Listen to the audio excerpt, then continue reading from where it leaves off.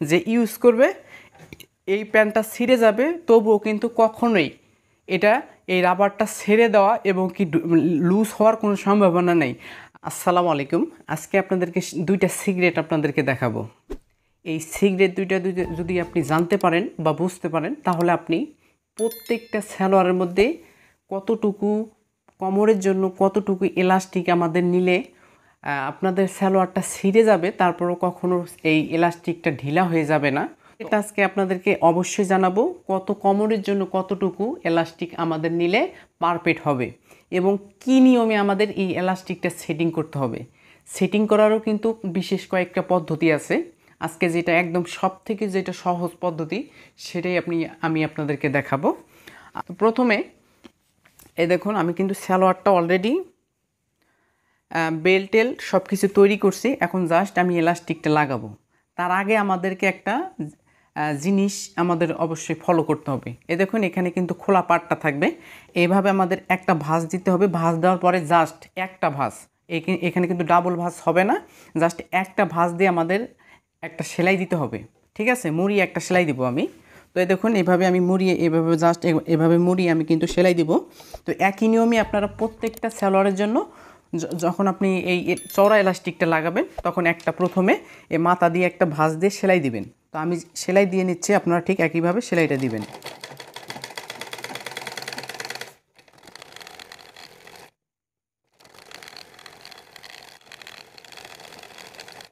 সম্মানিত ভিউয়ার্স, দেখুন আমি এক ভাঁজ করে আমি কিন্তু পুরোটাই সেলাই দিয়ে নিছি। এভাবে কিন্তু আপনি আপনার সালোয়ারে পুরোটাই এভাবে এক ভাঁজ করে সেলাই দিবেন।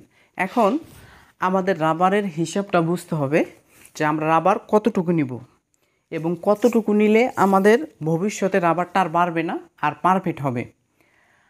এখন এটা কোমর অনুযায়ী কিন্তু আমাদের এই রাবারটা নিতে হবে। আমি আনুমানিক একটা ধারণা দিচ্ছি, যদি আমাদের বডি 40 হয়, 40-এর অর্ধেক আমাদের এই রাবারটা নিতে হবে। 40-এর অর্ধেক কত? 20 ইঞ্চি। তো আমরা কিন্তু 20 ইঞ্চি নিতে পারি। চাইলে আপনি যদি একটু টাইট ফিট নিতে চান, তাহলে আপনি 19 ইঞ্চি নিতে পারেন। কিন্তু আপনি 21 ইঞ্চি নেবেন তা কিন্তু হবে না। 1 ইঞ্চি আপনি কম নিতে পারবেন, কিন্তু 1 ইঞ্চি বেশি নিলে আপনার সমস্যা হবে। পরবর্তীতে ঢিলা হয়ে যাওয়ার সম্ভাবনা অনেক থাকবে বেশি। তাই আপনাকে, যেহেতু আমার কোমর হচ্ছে 40 ইঞ্চি, তাই আমি এখানে 19 ইঞ্চি নিব। তো আপনারা চাইলে 20 ইঞ্চি নিতে পারেন। দেখুন, আমি এখানে কিন্তু 20 ইঞ্চি নিলে নিতে পারবো, কিন্তু এখানে কিন্তু নিয়ম হচ্ছে 20 ইঞ্চি নেওয়ার। তাই আমি 19 ইঞ্চি নিব, যাতে পরবর্তীতে যখন আমাদের এই সালোয়ারটা অতিরিক্ত পুরাতন হয়ে যাবে, রাবারটা যখন ধীরে ধীরে ছেড়ে দিবে, এই 1 ইঞ্চি কিন্তু তখন মেকআপ হয়ে যাবে। তাই আমরা অর্ধেক না নিয়ে অর্ধেকের 1 ইঞ্চি কম করে নিচ্ছি। নেওয়ার পরে এখন এই রাবারটা আপনাকে কি করতে হবে, এই রাবারটা আমরা এপাশে এখন আমরা কিন্তু 2 মাথা দিয়ে সেলাই দিব। অবশ্যই এই সেলাইটা আমাদেরকে ভালো করে দিতে হবে, পরবর্তীতে যাতে খুলে না যায়।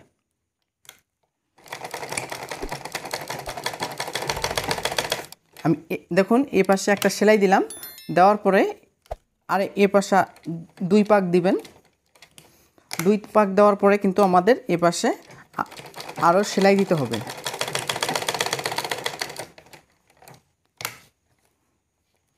তো এই যে আমি অলরেডি কিন্তু দেখুন সেলাই দিছি। ঠিক আছে, এভাবে কিন্তু আপনারা সেলাই দিবেন। এখন নিয়মটা আপনারা কিভাবে সেলাই করবেন, এই রাবারটা কিভাবে আপনারা সেটিং করবেন, দেখুন। এই যে প্রথমে আপনারা এইভাবে বসাবেন। এই যে এখানে কিন্তু যে আমি হাইয়ের সেলাইটা দিছি, এই হাইয়ের এখানে আপনারা এভাবে বসাবেন। বসানোর পরে এই রাবারটা যে আছে, রাবারটা যে আমি এই যে এখানে জয়েন দিছি, এই জয়েন এবং এই যে হাইয়ের যে সেলাইটা, ঠিক এখানে আপনারা এই রাবারটা ঠিক এই সিস্টেমে ধরবেন। ধরার পরে আমরা একটা ভাঁজ দিব। এই ভাঁজটা আপনাকে কিভাবে দিতে হবে, দেখুন। এই ভাঁজটা আপনাদের দিতে হবে কমপক্ষে 1 থেকে 1.5 সুত যাতে ফাঁকা থাকে। এই যে সেলাইটা যে আমি দিব, এই সেলাইটা কমপক্ষে যেন 1 থেকে 1.5 সুত ফাঁকা থাকে, কোনোভাবে যাতে রাবারের উপরে সেলাইটা না ওঠে। যখন আপনাদের এই যে আমি এইভাবে সেলাই দিচ্ছি, এই রাবারের উপরে যদি সেলাইটা উঠে, তখন কিন্তু আমাদের এই রাবারটা যে বাড়বে, তখন যদি সেলাইটা আপনাদের রাবারের উপরে থাকে, তখন কিন্তু আর বাড়বে না। ঠিক আছে, আশা করি আপনাদেরকে বুঝাইতে পারছি। দেখুন, এইভাবে আমি বসাবো। বসানোর পরে আমাকে 1 থেকে 1.5 সুত ফাঁকা দিয়ে সেলাই দিতে হবে, যাতে রাবারটা আমাদের স্প্রিং যেটা বলে স্প্রিংটা করে। ওকে, তো এইভাবে আমি বসাবো। বসানোর পর আমি সাইড দিয়ে সেলাই দেবো। অবশ্যই কিন্তু আমার 1 থেকে 1.5 সুত ফাঁকা রাখতে হবে। তো এভাবে যখন আমি দেখুন এভাবে বসানোর পরে জাস্ট এভাবে আমি এই যে রাবার আছে আমার এখানে আমি সেলাই দেবো একদম মাথা দিয়ে। এভাবে আপনাকে সেলাই দিতে হবে।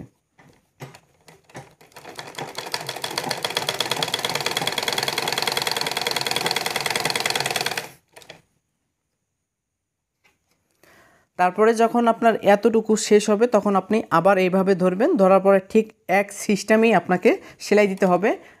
আপনি 100% এটা মনে রাখার চেষ্টা করবেন, কোনোভাবে যাতে রাবারের উপরে সেলাইটা না ওঠে।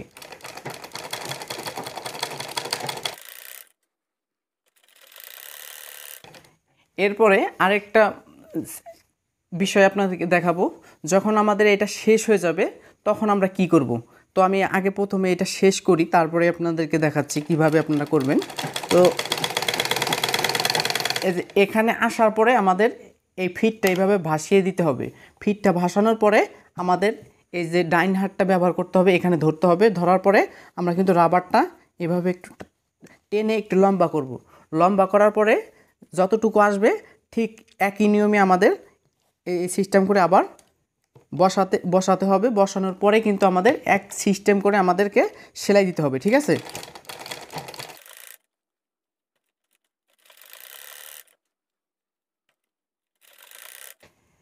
এই যে আবারও যখন আমাদের শেষ হবে তখন আমাদের একই সিস্টেমে এভাবে রাবারটা টেনে লম্বা করে আবার আমাদের ঠিকঠাক মতো বসানোর পরে কিন্তু আমরা সেলাই দেব।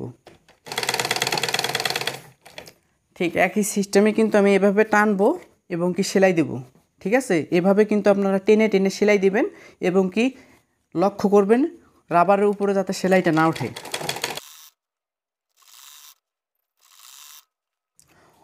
অলরেডি আমরা শেষের দিকে আসছি। তো সম্মানিত ভিউয়ার্স, যখন আমাদের শেষের দিকে আসবে দেখুন আমাদের কিন্তু এখানে মেকআপ হয়ে গেল। আর অনেক সময় এটা যখন অনেক সময় এটা বাড়তি পড়ে যায়, মানে অনেক বেশি থাকে, তখন কিন্তু আপনারা কি করতে পারেন, এখানে যখন আপনাদের অনেক বেশি মানে একটু বেশি যখন হবে তখন এখানে আপনারা হালকা একটা কুচি দিয়ে মেকআপ করে নেবেন। এই কুচিটা দিলে যে আপনাদের সমস্যা হবে এক ফোঁটাও না, এটা ভুল কথা। আমার এটা মেকআপ হয়ে গেছে, আপনাদের মেকআপ নাও হতে পারে। যখন মেকআপ হবে না তখন আপনারা এখানে একটা কুচি দিয়ে নেবেন। তো আমার মেকআপ যেহেতু আছে আমার কিন্তু কুচি দেওয়ার কোনো প্রয়োজন নেই, ঠিক আছে। এখন আমি একদম লাগিয়ে দিচ্ছি। তো সম্মানিত ভিউয়ার্স, দেখুন আমি কিন্তু অলরেডি সেলাই দিছি। দেওয়ার পরে এখন আপনাদেরকে এভাবে কিন্তু আপনাদেরকে সুন্দরভাবে ম্যাচিং করতে হবে। কোনো জায়গায় যাতে বাদ না থাকে, সব দিকে মানে রাবারটা যাতে চতুর্দিকে সমান পারফেক্ট থাকে। এভাবে আপনারা এভাবে এই জায়গায় একবার দিবেন, তারপর এভাবে একবার দিবেন, এভাবে একবার দিবেন। চতুর্দিকে যখন আপনার দেওয়া শেষ হবে এখন আপনাকে যেটা করতে হবে, এখন কিন্তু আমাদের আরেকটা সেলাই দিতে হবে।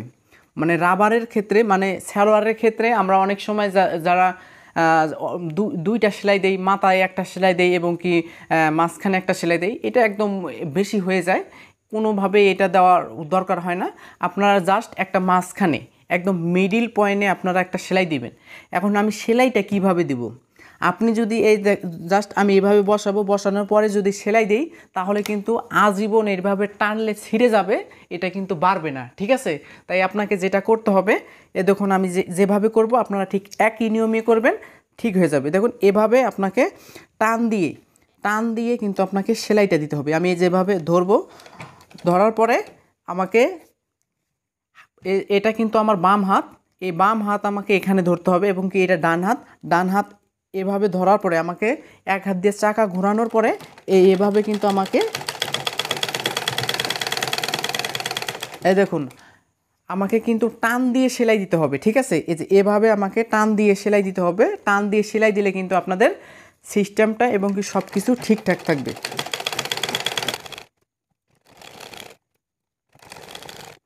তো সম্মানিত ভিউয়ার্স, দেখুন অলরেডি কিন্তু আমি মাঝখানে সেলাই দিছি। দেখুন এখন কিন্তু আমি যেভাবে করব সেভাবেই কিন্তু এখন বাড়বে, ঠিক আছে।